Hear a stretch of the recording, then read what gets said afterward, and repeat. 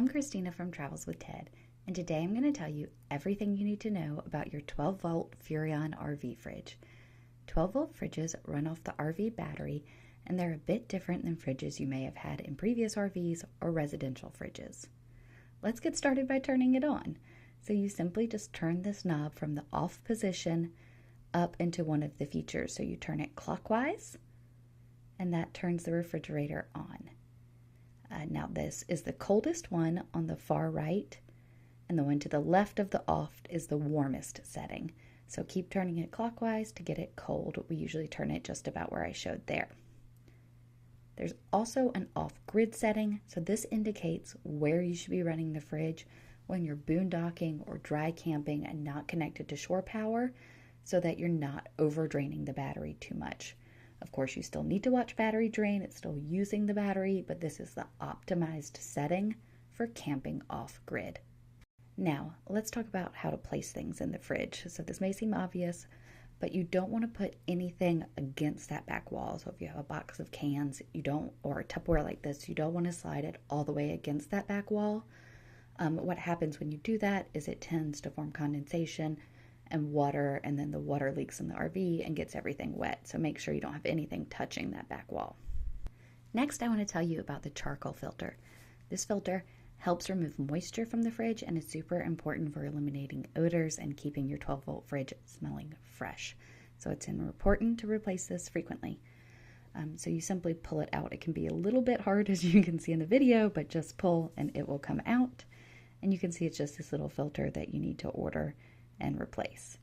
The manufacturer recommends replacing these for every 3 months of active use of your RV fridge. And then to replace it, you simply take the new filter and you slide it right in and it pops into place and it's ready to go. Now I'm going to show you how to remove or move shelves in your fridge. So first you pop off that screw cover. So just take a small flathead screwdriver and it'll pop off this little plastic piece. And then you do that on the other side of the shelf as well. And once you do that, you can see that it opens up a little hole where you can access the screw. Then you're going to take a Phillips head screwdriver and remove both of those screws. And you'll see once the screw is out, then you can pop off that little white plastic piece that's holding the shelf in place. So this is great because it keeps the shelf really stable during RV travel, but you still have the option to take them out to clean them or move them. So if you want to move, you have 2 options for each shelf, so you can adjust the shelf height. So if you want the shelf to be lower, you just slide it into that bottom one. And of course you can remove it again and put it in the top, and then just put those little plastic pieces and the screws back in place, and then those screw covers will just pop right back in. You don't need a tool to put on the white plastic screw covers. Now let's talk about when you're turning off your fridge or storing your fridge. So the first thing to do when you're storing your RV is turn the fridge off. Now there's going to be some moisture in there when you're actually using your fridge, so you're going to want to let the freezer melt and take towels and dry down the back of the fridge and the inside of the freezer before any long period of storage, and make sure that the refrigerator is 100% dry. Then you're also going to want to make sure that the door is open. If you close the door, it can create mildew inside and mold.